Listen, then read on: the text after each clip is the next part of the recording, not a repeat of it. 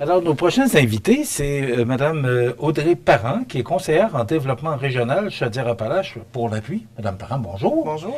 Et Martin Picard, qui est le nouveau directeur général du Centre d'action bénévole G-Nouveau. Ça fait 1 an. Là. C'est moins nouveau un peu. Là. Ça rentre dans le délai de grâce avec Michel. On vous l'accorde. Ça fait plaisir, Martin, de vous recevoir. Madame Parent, on sait que la semaine prochaine, c'est la semaine de la proche aidance, Tout à fait. du 4 au 8 novembre. Et vous êtes représentante pour l'appui. Qu'est-ce que c'est exactement que l'appui? Bien, l'appui, on est une organisation qui est provinciale, donc qui soutient les personnes proches aidantes. Puis on a différentes missions. Donc, la première mission, c'est d'informer les proches aidants. Donc, on a le service Info Aidant, qui est un service disponible pour les personnes proches aidantes, majoritairement téléphonique. On a une mission aussi de financement de projets. Donc, on travaille beaucoup avec le Centre d'action bénévole aussi pour financer des projets de services de soutien psychosocial, de répit pour les personnes proches aidantes. Puis, on a aussi une mission de sensibilisation sociétale à la proche aidance. Donc, c'est la raison de ma présence ce matin. Qu'est-ce qu'un proche aidant? Parce que je pense que la définition est très... Oui, la définition est très large, puis je vous dirais que ça s'applique à tout type de proche aidant. Tu sais, souvent, on pense aux proches aidants d'aînés, mais ça peut s'appliquer aussi dans d'autres sphères, là, autant au niveau des personnes handicapées que des personnes atteintes de troubles de santé mentale. Donc, c'est quelqu'un qui soutient un proche, qui a une incapacité qui peut être temporaire ou permanente. Donc, quand on parle de temporaire, ça peut être une convalescence, ce genre de choses-là. Puis permanente, bon, on parle de maladies ou de choses qui sont incurables là, dans le temps. Là. Fait que, qui soutient, bien sûr, bénévolement. Là. On parle pas d'une tarification, entre autres, là, puis d'un salaire là, qui est octroyé à ces personnes-là. Les principales conséquences vécues par les proches aidants, parce qu'on sait qu'il peut y avoir des conséquences, c'est pas toujours facile. Tout à fait. C'est pas toujours facile. Puis souvent, ben plus la quantité de temps aussi qui est accordé à un proche augmente, on sait qu'on peut augmenter la fatigue, tout ce qui est stress aussi par rapport à la condition de son aidé. Ces gens-là, c'est des gens qui s'oublient beaucoup aussi, là, puis qui pensent souvent plus à leurs proches qu'à eux. Donc, beaucoup d'inquiétudes. On peut parler de précarisation financière aussi parce que ça peut être des gens qui arrêtent de travailler pour s'occuper de leurs proches. Vraiment, il y a une quantité de défis aussi associés à ce rôle-là qui sont très importants dans notre société malgré tout. Là.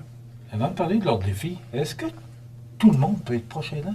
Oui, en fait, il n'y a pas de saut officiel pour être proche aidant. C'est sûr qu'il y a des mesures fiscales qui sont disponibles, entre autres pour les personnes handicapées ou les personnes âgées, mais ça ne veut pas dire qu'on n'a pas le crédit, qu'on n'a pas ce saut-là pour obtenir des sous, qu'on n'est pas proche aidant. Mais on parlait de caractéristiques tout à l'heure, pour ça que je vous pose la question à savoir, est-ce que tout le monde peut être proche aidant? Tout à fait. Il y a un formulaire à remplir, là, parce que c'est la vie qui nous, des fois, qui nous oblige à être proche aidant, mais tout le monde peut être proche aidant. Oui, puis en fait, souvent, on tombe proche aidant du jour au lendemain. Tu sais, quelqu'un a une annonce de diagnostic ou une chute quelque part, donc ça arrive souvent sans crier gare. Puis oui, la définition vient préciser que la personne proche aidante a un choix dans ça. On peut décider d'être proche aidant ou non. Je vous dirais que la majorité des proches aidants à qui on parle nous diraient, ben, j'ai pas vraiment eu le choix. C'est arrivé comme ça du jour au lendemain. J'étais la principale désignée par les membres de mon entourage, pour dire un exemple. Puis c'est comme ça que c'est arrivé. Mais on pèse sur le clou là, de la notion de choix parce que c'est important aussi comme proche aidant de pouvoir mettre ses limites aussi dans ce qu'on peut faire et ce qu'on désire faire en tant que proche aidant. Bon, puis il y a de nombreux défis pour les proches aidants aussi. Tout à fait. Le premier, je vous dirais que c'est de se reconnaître comme proche aidant. Parce que vous m'avez bien posé la question, est-ce qu'on peut être proche aidant? Est-ce que tout le monde peut être proche aidant? On se reconnaît pas toujours comme ça parce qu'on entend souvent, ben c'est naturel hein, de soutenir mon proche. Ben c'est mon frère ou c'est mon voisin, il est tout seul, il y a personne d'autre qui peut s'en occuper. Si c'est pas moi qui va le faire. Donc, se reconnaître en premier, c'est le principal défi parce qu'après ça, si on se reconnaît pas comme proche aidant, on reconnaît pas que les services qui sont disponibles puis les ressources qui sont disponibles s'appliquent à nous. Fait qu'on va pas aller vers ces services-là non plus. Donc, c'est sûr que je vous dirais que c'est ce principal défi-là qui est vécu, mais aussi d'être reconnu par les professionnels de la santé. Donc, c'est sûr que souvent on va s'occuper de son proche, hein, il y a une maladie, il y a quelque chose de physique aussi qui est à traiter, si on veut. Mais ça ne veut pas dire que le proche aidant n'a pas ses propres besoins. Donc, il y a ce défi-là aussi qui vient en parallèle avec l'auto-reconnaissance, je vous dirais. Est-ce qu'il y a des aspects positifs dans le prochain aidant? Oui, tout à fait. Souvent, on commence par les aspects négatifs, hein, mais il y en a souvent des aspects positifs. Donc, souvent, la relation aussi dans la diade peut être améliorée. Ça peut faciliter aussi les échanges avec la famille.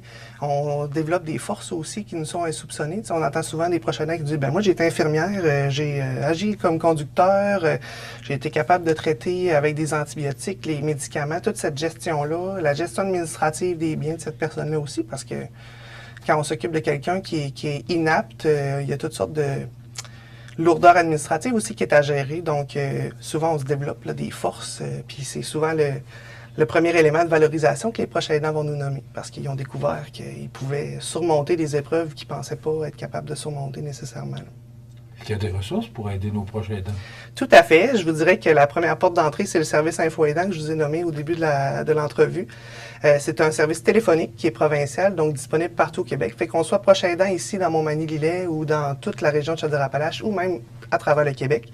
C'est une ligne d'information, d'écoute et de référence. Fait qu'en fonction de votre code postal, de vos besoins, on est capable d'identifier des services qui sont disponibles pour vous, répondre à des questions que vous pourriez avoir sur les mesures fiscales, sur votre rôle de proche aidant, sur certaines maladies. Donc, c'est vraiment une belle porte d'entrée qui est disponible pour les proches aidants pour ensuite se rapprocher là, des services qui sont disponibles là, plus près de chez eux. Mais pourquoi nos proches aidants iraient chercher de l'aide? Ben, en fait, c'est que souvent, on se rend compte que les proches aidants vont devenir épuisés et vont devenir eux-mêmes des utilisateurs des services du système. Donc, c'est sûr que d'être en prévention pour ces personnes-là, de pouvoir les soutenir, bien, ça permet qu'ils soient un des meilleurs proches aidants pour leurs proches parce qu'on s'entend qu'on est fatigué, qu'on est épuisé totalement. Ben, on n'est pas nécessairement la meilleure personne pour son proche, mais aussi de pouvoir agir en prévention puis d'être le plus longtemps possible proche aidant aussi parce que c'est souvent ce que les proches souhaitent aussi, rester le plus longtemps possible auprès de leurs proches, de pouvoir les soutenir adéquatement. Donc, c'est important de prendre en considération ces personnes-là aussi. C'est un tout. Outils, vous parlez d'outils. C'est quoi des outils? Ben, en fait, je vous parlais d'Info Aidant, mais sur le site de l'appui, appui.org, vous pouvez découvrir toutes sortes d'outils. Vous pouvez vous-même naviguer sur le répertoire des ressources. Il y a toutes sortes de conseils, il y a des rubriques. On a un balado maintenant qui est animé par Marina Orsini, donc qui est disponible à écouter sur ce site-là. Puis il y a une foule d'informations qui sont intéressantes pour les proches aidants en démarche administrative ou en début de parcours pour s'orienter dans ce rôle-là. Ça fait longtemps que je travaille avec le Centre d'action bénévole. Et l'appui, c'est la première fois que j'entends parler de ça. Est-ce que c'est nouveau ou ça a toujours existé dans Pas du tout. On est là depuis 2009, en fait. OK. C'est le temps qu'on se mette au goût du jour. En fait, on travaille dans l'ombre aussi. C'est sûr qu'on va mettre au devant les services qui existent disponibles, les services directs. Donc, souvent, on n'entend pas parler de l'appui, mais c'est correct comme ça. C'est pas un problème. Et ce que je comprends, c'est qu'il y a tellement de services offerts aux proches aidants et aux bénévoles, justement, qu'il y a de nombreux services, et là, on apprend que l'appui existe, mais c'est tellement important de savoir que les proches aidants sont supportés. Tout à fait, ils sont supportés, puis très bien, je vous dirais, même autant dans la région ici de Montmagny qu'en Chaudière-Appalaches, au Québec, là, il y a plusieurs services qui existent, autant d'informations, de formation, de répit, puis de soutien psychosocial, là, c'est important de le nommer. Bon. Là, l'appui, on sait que ça existe depuis 2009, et le Centre d'action bénévole à Montmagny existe aussi depuis plusieurs années. Les services dont Audrey nous parle, Martin, oui, offerts par le Centre d'action bénévole. Oui, bien nous, ça fait 44 ans, Centre d'action bénévole, qu'on est là, implanté dans la région de Montmagny-Lillet. Puis c'est sûr qu'il y a une bonne partie de nos services au niveau de la proche aidance qui sont financés par l'appui. D'où l'importance de travailler en collaboration avec ce genre d'organismes-là qui sont provinciaux. Puis de notre côté, bien c'est sûr que ça nous aide à actualiser notre mission au niveau du soutien à domicile. Puis des partenaires comme l'appui nous permettent d'offrir un peu plus. On a notre mission globale. On pense souvent au Centre d'action bénévole en raison du transport, l'accompagnement pour les rendez-vous médicaux qui sont offerts par des bénévoles pour des gens qui ont besoin d'aide pour se rendre à leurs rendez-vous médicaux. Des fois, c'est aussi les proches aidants qui en profitent de ces services-là de la part des bénévoles. Donc, c'est vraiment important aussi là, de travailler en collaboration. Puis c'est un des services qu'on offre. Puis sur le territoire, il y en existe plusieurs autres aussi, des services, des organismes comme le nôtre partenaire, qui ne sont pas nécessairement affiliés à l'appui. Dans certains cas, oui, dans certains cas, non. Je pense, à moins que je me trompe, Audrey. Mais on a une table locale qui s'appelle Virage Proche Aidant, qui est une table de concertation où les organismes en proche aidance se regroupent de temps en temps pour discuter des enjeux, pour partager de l'expertise, pour aussi organiser des activités comme aujourd'hui ou comme pendant la semaine de la proche aidance la semaine prochaine. Donc, on organise la communication pour informer les gens, on travaille en concertation, on se parle aussi des fois quand il y a une clientèle ou un usager qui vient nous rencontrer puis qui n'a peut-être pas cogné à la bonne porte. Donc, quand Audrey disait tantôt, c'est important d'aller cogner à la porte, soit en appelant la ligne Info Aidant, soit en se rendant dans un service sur place. Il y a plusieurs services qui existent, mais des fois, on devient perdu là-dedans. Puis quand on a besoin d'aide, on sait comme pas toujours où aller. Dans ce temps-là, je vous dirais, allez vers votre organisme de confiance. Puis nous, on travaille beaucoup ensemble. C'est là où est-ce que je me sers de mon petit papier, là, dans mon Montmagny Lillet, là.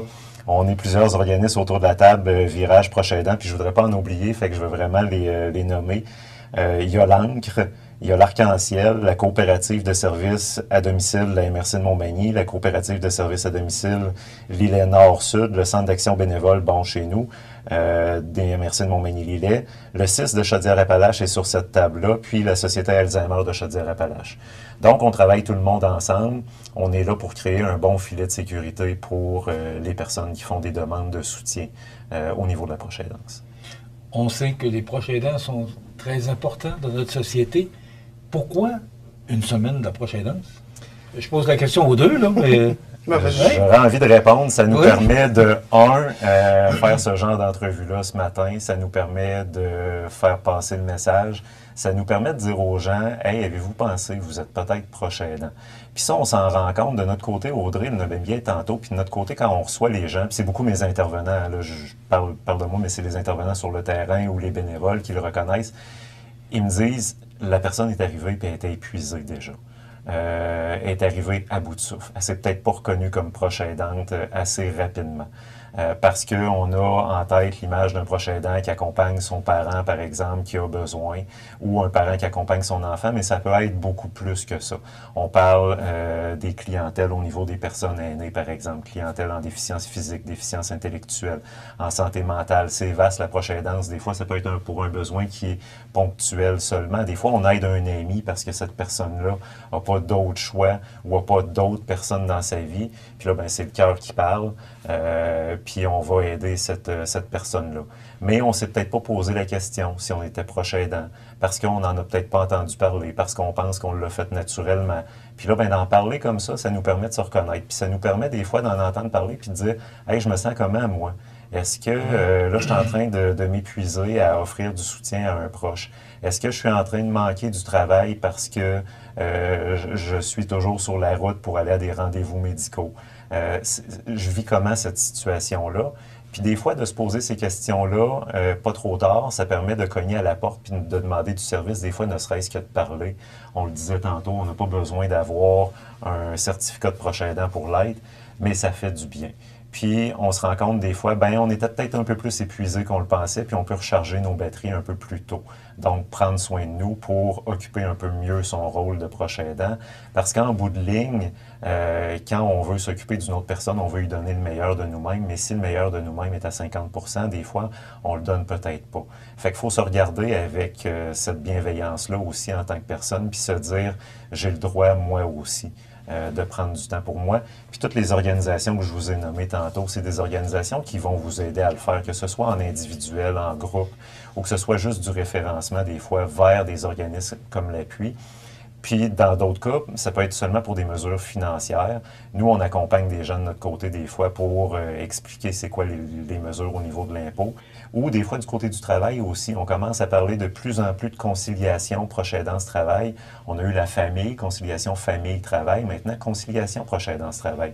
C'est important d'en parler parce qu'on se sent coupable. Puis si on n'a pas la tête complètement au travail, puis on n'a pas la tête complètement avec notre proche aidant, parce qu'on a comme un pied de chaque côté, ça devient difficile à conjuguer tout ça. Donc, c'est vraiment important d'en parler. C'est important pour le reconnaître, puis c'est important pour le mettre au devant de la scène, puis aussi faire de la sensibilisation auprès des employeurs, puis auprès de la communauté au complet, parce qu'on a besoin de cette communauté-là au complet pour soutenir nos proches aidants. C'est comme ça qu'on va y arriver. On est dans des petites MRC, petites communautés, mais dans lesquelles il y a beaucoup de solidarité, puis il ne faut pas le perdre. Puis la proche aidance, c'est une forme de solidarité importante pour le maintien à domicile de nos personnes qui vivent des particularités dans leur santé. Mais c'est vrai ce que vous dites, Martin, c'est que le fait d'entendre ce que vous nous dites aujourd'hui, puis de voir tout ce qui est offert aux proches aidants, je pense que ça rassure les gens. Puis ça prend une semaine de la proche aidance pour savoir exactement, les organismes sont là pour nous aider. Puis bravo pour le travail que vous faites. Madame Audrey Parent, qui est conseillère en développement régional Chaudière-Appalaches pour l'appui, c'est la semaine de la proche aidance, c'est du 4 au 8 novembre. Et Martin Picard, qui est directeur général du Centre d'action bénévole Montmagny, merci d'avoir été avec nous. Merci beaucoup. N'oubliez pas, semaine de la proche aidance. Et on apprend aussi qu'il y a beaucoup d'organismes qui peuvent vous aider, vous n'êtes pas seul. C'est ce que j'ai appris aujourd'hui et que j'ai bien compris. On s'arrête.